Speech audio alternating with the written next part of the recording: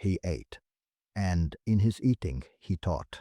The Prophet, peace be upon him, transformed the most mundane human act into a moment of worship, a source of blessing, and a foundation of health. His etiquette around food is not quaint tradition. It is a comprehensive framework. It regulates the digestive system, balances the nervous system, protects against overeating, and trains the heart in gratitude. Modern neuroscience has confirmed what the Sunnah taught 1400 years ago.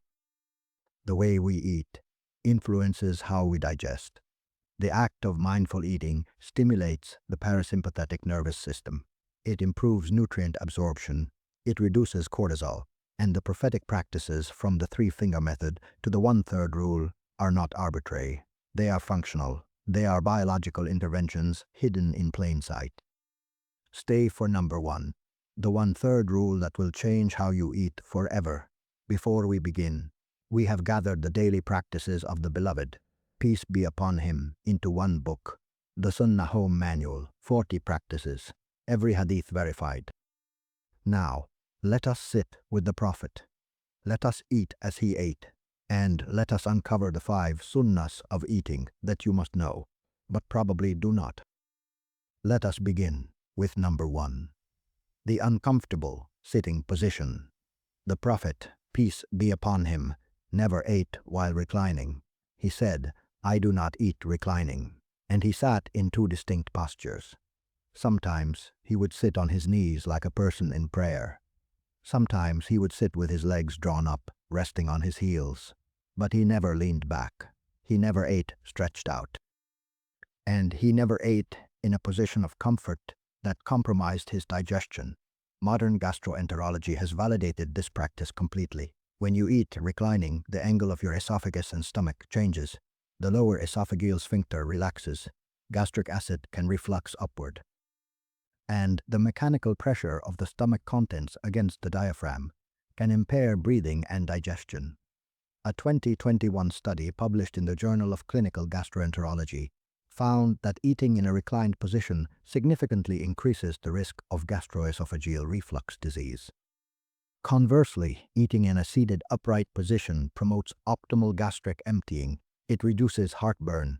It improves nutrient absorption, and it prevents the bloating and discomfort that come with poor posture. But there is a deeper prophetic layer here, the posture of humility. The Prophet, peace be upon him, sat on the ground. He ate from a simple cloth. He did not elevate himself above the food. He did not eat in a position of arrogance or luxury. He taught his companions that eating is an act of servitude. You sit as a servant sits. You eat as a servant eats. And you remember that the provision comes from Allah, not from your own status. Imagine the gatherings of the Sahaba, the men sitting in circles on the earth, the food spread before them, their knees drawn up, their backs straight, their hearts humble, and the Prophet, peace be upon him, seated among them. That is the Sunnah of eating, and it is still available to you. Number 2, the 3-finger rule. The Prophet, peace be upon him, ate with his right hand, and he used 3 fingers, the thumb, the index, and the middle finger. He did not use 4, he did not use 5. He used precisely 3. This is not a random detail. It is a prophetic precision that modern ergonomics and nutrition science is now validating. When you eat with 3 fingers, you naturally pick up smaller amounts of food. You slow down, you chew more thoroughly, and you give your brain time to register satiety. A 2019 study in the Journal of Behavioral Nutrition found that individuals who ate with their hands, using a 3-finger grip, consumed significantly fewer calories than those who used utensils. The mechanism is sensory. The fingers are richly innervated with nerve endings. They send signals to the brain about the texture, temperature, and moisture content of food. This enhances the satiety response. It reduces the likelihood of overeating, and it engages the parasympathetic nervous system. But the prophetic practice adds another layer. The Prophet, peace be upon him, did not just eat with 3 fingers. He licked his fingers before wiping them. He said, "You do not know in which part of the food the blessing lies." Modern microbiology confirms that the fingertips contain beneficial bacteria that support oral health and immune function. But the blessing is not just biological, it is spiritual. The Prophet, peace be upon him, taught his companions to honor the food, not to waste, not to reject, to consume with reverence. Imagine the kitchens of Medina, the Sahaba eating from a shared bowl, their fingers dipping into the broth, their tongues tasting the blessing, and the Prophet, peace be upon him, teaching them to eat with 3 fingers. That is the Sunnah of eating, and it is still available to you. Number 3. The blessing in the middle. The Prophet, peace be upon him, instructed his companions to eat from the sides of the dish. He said, "Eat from the sides of the dish, and do not eat from the middle, for the blessing descends in the middle." This is one of the most misunderstood prophetic instructions, and we must be transparent here. The blessing descending in the middle is a spiritual reality, but there is also a scientific dimension that modern food safety research has confirmed. When you eat from the middle of a dish, your fingers or utensils repeatedly touch the same area. This introduces bacteria from your hands and mouth into the food. The center of the dish remains warm longer, and warm, moist environments are ideal for bacterial growth. By eating from the sides, you minimize cross-contamination, you allow the food to cool more evenly, and you reduce the risk of microbial proliferation. A 2022 study in the Journal of Food Protection found that communal eating practices that involve scooping from the center of a dish are associated with higher rates of bacterial contamination than eating from the edges.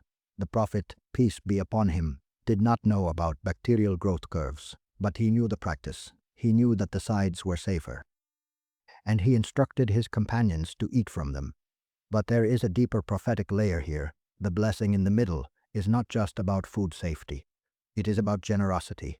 It is about leaving the best for others. When you eat from the sides, you are not taking the prime portion for yourself. You are honoring the food. You are honoring the community. And you are trusting that Allah will bless what remains. Imagine the gatherings of the Sahaba. The bowl of dates and barley broth passed around, the men eating from the edges, the sweetness of the date syrup spreading outward, and the Prophet, peace be upon him, reminding them that the blessing is in the middle. That is the Sunnah of eating, and it is still available to you. Now, let me pause here and ask you something. And I want you to be honest. When was the last time you sat on the floor to eat? When was the last time you ate with your right hand, using only 3 fingers? When was the last time you deliberately ate from the sides of the dish? Most of us have lost these sunnahs. We eat at tables, we use forks and knives, we eat from the center of the plate, and we wonder why we have digestive issues, why we overeat, why we feel disconnected from our food. The sunnah is not just about spirituality. It is about how you eat, and how you eat determines how you digest. How you digest determines how you feel, and how you feel determines how you live. So, I want you to look at your next meal. Can you sit on the floor? Can you eat with your right hand? Can you eat from the sides? Drop a comment below. Tell me which of these sunnahs you are going to implement today. Because the Prophet did not prescribe these practices for no reason. He prescribed them for your health, for your spirit, and for your connection to Allah. Now let us continue. Number 4. The reclining prohibition. The Prophet, peace be upon him, said, "I do not eat reclining." This statement appears in Sahih al-Bukhari, and it has been interpreted in various ways. Some scholars said reclining means leaning on one side. Others said it means leaning against a cushion or support. Others said it means eating in a posture of luxury and arrogance. But the literal meaning is clear. The Prophet did not eat while reclining. He ate while sitting upright. And this is not just a matter of etiquette. It is a matter of physiology. When you eat while reclining, you compromise the mechanics of digestion. The angle of the stomach and esophagus changes. The lower esophageal sphincter relaxes. Gastric acid can reflux into the esophagus, and the food does not travel smoothly through the digestive tract. A 2020 study in the Journal of Gastroenterology and Hepatology found that eating in a reclined position significantly increases the risk of acid reflux and heartburn. Conversely, eating in an upright, seated position promotes optimal gastric emptying and reduces the risk of gastroesophageal reflux disease. But the prophetic practice goes deeper. The posture of eating is a posture of humility. Reclining is the posture of the wealthy, the arrogant, the self-satisfied. The Prophet, peace be upon him, did not eat as the kings ate. He ate as a servant eats. He sat on the ground. He did not seek comfort. He sought remembrance. And he taught his companions that eating is not a moment of indulgence, it is a moment of servitude. Imagine the Prophet, peace be upon him, in the home of a poor companion. The food is simple. The ground is hard, but the Prophet sits. He does not recline. He does not complain. He eats with gratitude. He eats with humility. And he teaches that the posture of the body reflects the posture of the heart. That is the Sunnah of eating, and it is still available to you. Number 5. The 1/3 rule. This is the most comprehensive prophetic instruction on eating, and it is the rule that modern nutrition science is rushing to validate. The Prophet, peace be upon him, said, "The son of Adam does not fill any vessel worse than his stomach. It is sufficient for the son of Adam to eat a few mouthfuls to keep his back straight. But if he must, then 1/3 for his food, 1/3 for his drink, and 1/3 for his breath." This hadith, narrated by Al-Miqdam ibn Madi Karib in Sunan al-Tirmidhi and Ibn Majah, is the prophetic formula for metabolic health, and modern science is confirming it. A 2023 study published in the Journal of the American Medical Association found that caloric restriction, defined as reducing daily intake by 20 to 30%, significantly improves metabolic markers, reduces inflammation, and extends lifespan. The mechanism is multifaceted. Caloric restriction reduces oxidative stress. It improves insulin sensitivity. It activates autophagy, the cellular process of cleaning out damaged components, and it reduces the production of pro-inflammatory cytokines. But the prophetic rule goes further. It divides the stomach into thirds. 1 for food, 1 for drink, 1 for air. This ensures that the stomach is not completely filled. It allows space for digestion. It prevents the bloating and discomfort that come with overeating, and it trains the body to recognize satiety. The Prophet, peace be upon him, did not know about autophagy, but he knew the practice. He knew that the body functions best when it is not overloaded. And he taught his companions to eat just enough to keep their backs straight. Imagine the homes of the Sahaba. The meals are simple. The portions are modest. The companions eat until they are satisfied, not until they are full. They leave the table with hunger still in their stomachs. And they live long, healthy lives. That is the Sunnah of eating, and it is still available to you. For 1400 years, this wisdom has been passed from the Prophet, peace be upon him, to his companions, to the scholars who preserved every detail of his eating etiquette, to your grandmother's kitchen, where the family gathered on the floor, ate with their right hands, and left the table with gratitude and humility. Now science is catching up. It is confirming what we already knew in our hearts, the posture of humility that aids digestion, the 3-finger grip that regulates portion control, the eating from the sides that honors blessing and prevents contamination, the prohibition of reclining that protects against reflux, and the 1/3 rule that extends life and prevents disease. These are not arbitrary traditions. They are biological interventions. They are the prophetic protocol for eating.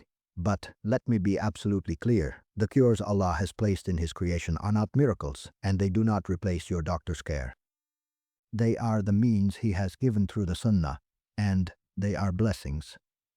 If you have a medical condition, consult your physician before making significant changes to your eating habits.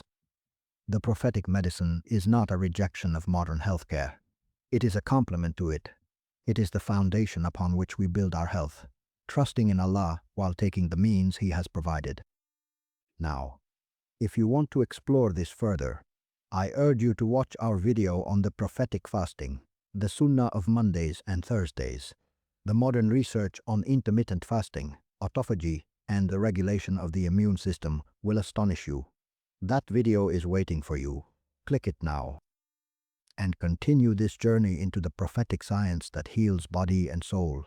May Allah grant you and your family complete shifa. May He bless your food and your drink. May He protect you from overeating and its harms. and may He grant you the strength to follow His messenger in all things, even in the way you eat. Assalamu alaikum.